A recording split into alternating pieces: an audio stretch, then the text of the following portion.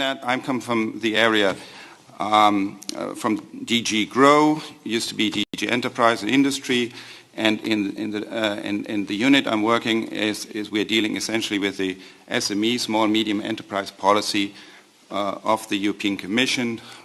We are, so to speak, in charge of the policy agenda of the Small Business Act for Europe.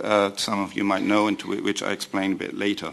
So that just as my background in my presentation, I want to do three things essentially. Just start with first with a bit of background of the policy agenda behind our composite index. Okay, where did this originate from? Where the policy demand behind it. Secondly, then, how is our index working? And then, of course, the third most important one is what are the lessons learned? What are our experiences? What are the challenges? So, without much further ado, background. Well, SMEs. I learned my lesson that not everybody is always on the same page. What are SMEs? Don't be afraid. I'm not going to have long-standing definitions here or read them out. But in shorthand, of course, SMEs is all businesses with less than 250 people, to put it very, very simple and simplistic, but I think that's what then everybody understands and agrees on. These type of businesses make up the bulk of the European economy, obviously. 99% of all enterprises are SMEs by this definition. They count for 2/3 of private sector jobs, and about 60% of the value added created in the EU. Just to set as a scene setter and say how important this subject is, which is, I think, also I learned not always clear to everyone. If you want to know more about this, just quickly slipping into my role as a car salesman here, supporting our products, we have a report here, an annual report on SME trends, where you can learn, for instance, how many businesses have created actually jobs in during the crisis and so on. And you can find some copies in the back there. But this is not our core business. The core business of our unit and of the team I'm heading is to monitor the implementation of a policy agenda, which is the Small Business Act for Europe. What's that? That's a communication issued in 2008, where member states have committed themselves to improve the conditions for SMEs. In fact, not just the member states, but also the Commission and the EU institutions have done. We also do our bit to improve the business environment for SMEs, precisely because they're so important, and we do need them, particularly in the crisis, to get out of the crisis, to create jobs and so on. There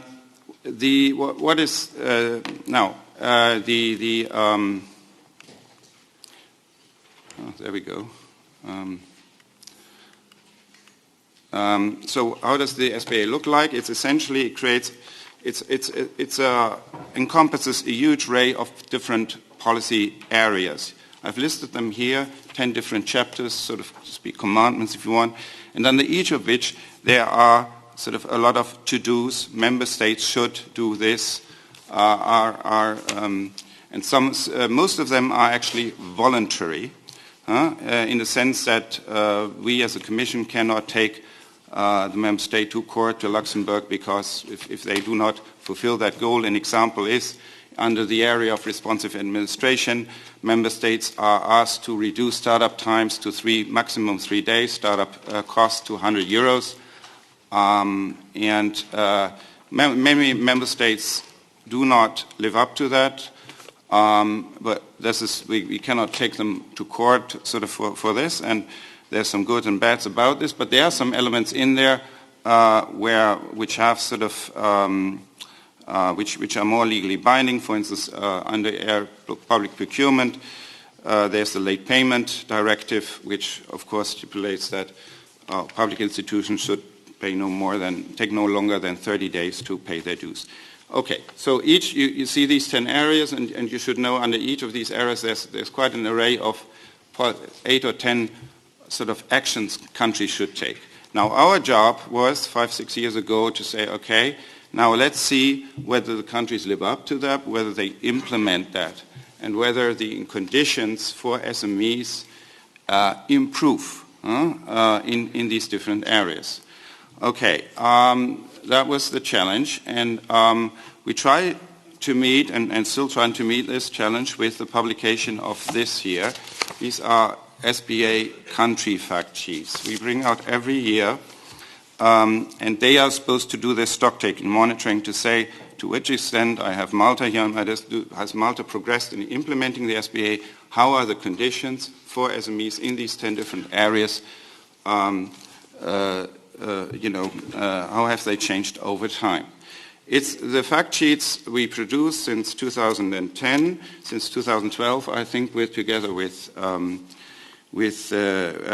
JRC, and there are two main information components in here. One is qualitative. We collect sort of policy measures through a list of experts from the countries on what policy measures have been actually implemented. And we pair that with a more quantitative analysis, and this is where the composite index now comes in.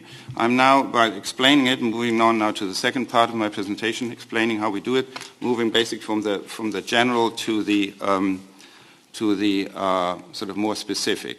Now, so what we've done to meet this challenge and saying what's going on in these areas, we said, okay, we'll create for each of these areas, we try to find indicators that try to measure what's going on, to what extent are conditions improving, to what extent is policy implemented.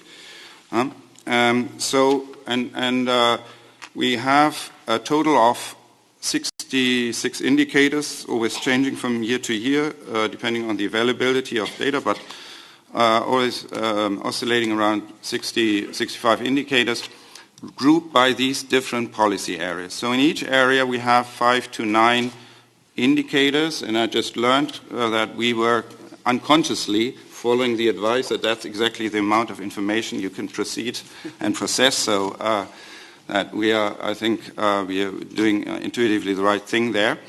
And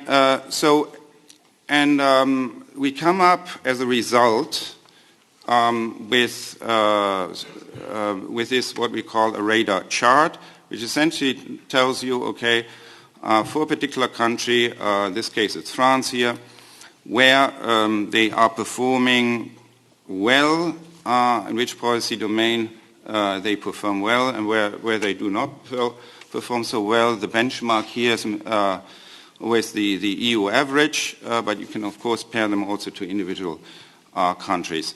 So the approach, just not getting too technical, is really that the raw data is normalized with a min-max approach, and then the country scores are calculated as a weighted average of the normalized indicators.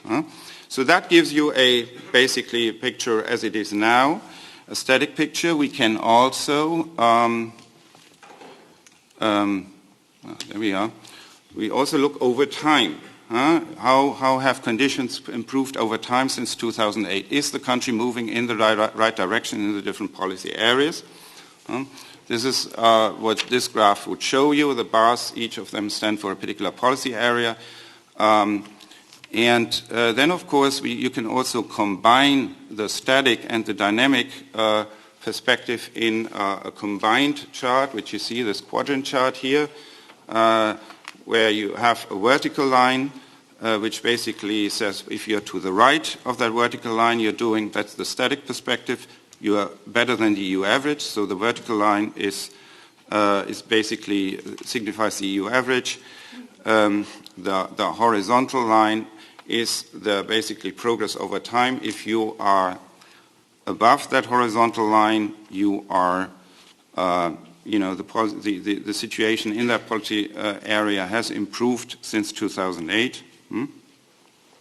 And obviously, in an ideal situation, you want to be in this upper right-hand quadrant where you are above the EU average, so you're better than the rest, so to speak, and you're still improving fast. So that is, in a way, that is the big picture. This is what, let's say, the headline visual tool that we use to characterize where a country stands with their performance in the different areas. Of course, these things are full of choices. We deliberately said, no, we don't create a SME index as such, basically, which would be very sexy to say, well, country X, Y, or Z has the most SME-friendly environment. But we tried this, of course, but we felt really that it was, we haven't yet at least found a way where we can really confidently say that that's a robust and good way to show it. So we would stand from that. And I think there are other reasons which I will mention at the very end why I think it's a good choice. Now, the list of, I think you might be curious to see, okay, which indicators do we use? Of course, I'm not running through the 66 different indicators we have, but just give you an idea. Of course, the data we use has to fulfill various criteria. It has to come, obviously, it has to be accurate, comes from reliable sources, so mainly our data comes from Eurostat, from World Bank, OECD, some other specific commission sources we use, and there are also selected private data providers that we use. That's one condition. It has to be, of course, available on a continuous basis. It has to be timely. It has to be, that's very important, SME specific. Because what you see here is, you could say, it becomes very close to a competitiveness ranking. And there you have plenty already. So our task is also to do something very SME specific, to find as many SME specific indicators that we can find. That's the value added of this tool. If we would take something that is very generic, looking at access to finance for all businesses, well, that you have. You don't need this. So we are trying to, in particular, zoom in on indicators which tell you something like access to finance for SMEs. And that's hard enough, and that's one of the challenges I will also address in the end. So this is just an example of one policy area, which you've seen beforehand on this radar screen as one of those dots. And you can see here the list of indicators we use. And you can see what we use as a benchmark. Also, if you're green, you are better than the EU average. If you're red, you are below the EU average. But then, of course, in the text we elaborate a bit more. And, of course, we do, and that's, I think, my experience very important also to create the acceptance of these exercises. Of course, you have to not just put this out there and say, look, you're just useless in this particular indicator, or but you have to put it in perspective. There's, as everybody around this table know, a lot to say metadata-wise about particular indicators and why they might work for some countries. Why there are always exceptions to made. You have to put them in context, to be short. And that's what we're doing in each area in these fact sheets, to not just show the data, but to explain the trends, to put it in context, and of course merge it with the qualitative policy information. So that's in a nutshell what we're doing. The cooperation with the JRC, which has been really excellent over the years, and I should say it has been up to now pro bono. So, but things change. So, but that's understandable. But Michaela has really done a great job helping us to help us understanding what we're doing and steering us here. And so the cooperation was basically that we compiled the data and sent the database over to the JRC, who helps us with imputations and basically, checking the robustness of the data and performing certain checks to finalize the database, and then send it back. Now, coming to the last part of my presentation, and for that I don't have a slide, but in a way it's the most important part. What have been our experiences with this? Well, of course, if you have invested a lot of time in something, you always are biased and think, yes, well, that's a great tool and has worked and so on. That's always a pitfall you have, and nobody is shielded away from that. But I think, well, we have some hard evidence, if you want, that this tool has been taken up. There are now a lot of member states who actively use this fact sheet in their policy making, and we see references all over the place in domestic policy documents. That's the most important bit for us. We want to influence national policy making, and there are a number of other areas we can see that the data is actively used to design data. Now, to not the data, but to design policy. And that's of course the prime purpose of this exercise. Why have we managed to achieve that up to now? I think this is some final thoughts before concluding. I think one important thing is obviously, in our case, was to marry it very closely, the design of this indicator with a policy process. In our case, it's actually two-level. One is we have a standing working group with member states, delegates from ministries, where we discuss also with them the methodology and give them a say in saying, the indicators. Why? Because you want to avoid, of course, with this exercise that you are having discussions on methodology as such, that you bring out the fact sheets and then people just say, oh, well, it's no wonder that we perform so badly because you've chosen the wrong indicator. So in the process of designing this, we try to integrate that, give them a cooperative approach while still we are, let's say, calling the shots. That's number one. Number two, the second level of the policy process, which is very important, is we have a high informal group of what's called SME envoys. Our commissioner is the EU SME envoy, Mrs. Biankowska, and she has counterparts in each and every member state. Who are they? That are mostly either ministers in charge of the SME portfolio or high-level mandarins in the ministries. And they meet on a very informal basis and discuss policies. And we feed in this information directly into this process. So and we are able with this analysis to tell them, look, this is the area where in the SBA where things are going well, but these are the ones where you have to speed up, where things have to happen on the EU level or specific countries. And then they zoom in on specific policy issues like second chance, in other words, to help improve the conditions for those who have failed to restart a business. And there are always two countries which take a lead to also exchange best practices. And this is all sort of the sort of choice of what policies to focus on is very much linked to the findings of this exercise also. So I think being able to feed this into a policy process really, I think, help us also to adjust the whole thing over time, but also make it useful. I should say now that DG GROW has also been elevated to the exclusive club of the European semester. This information is also directly channeled into the whole discussions you have on the European semester. And 25% of the country-specific recommendations that you find in the European semester are SME related.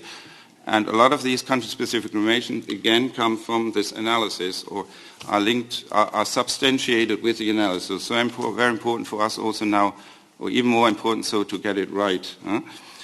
A challenge, and that's my final thought, I promise, is, obviously it's the data as such, and I think that we probably share, everyone shares that, but I think there's a specific point here which I think is still a kind of a past pro toto idea. As I said, for us this exercise is only of value added if it's SME specific. The more SME specific it is, the more can value added, because there are a lot of other exercises around there already.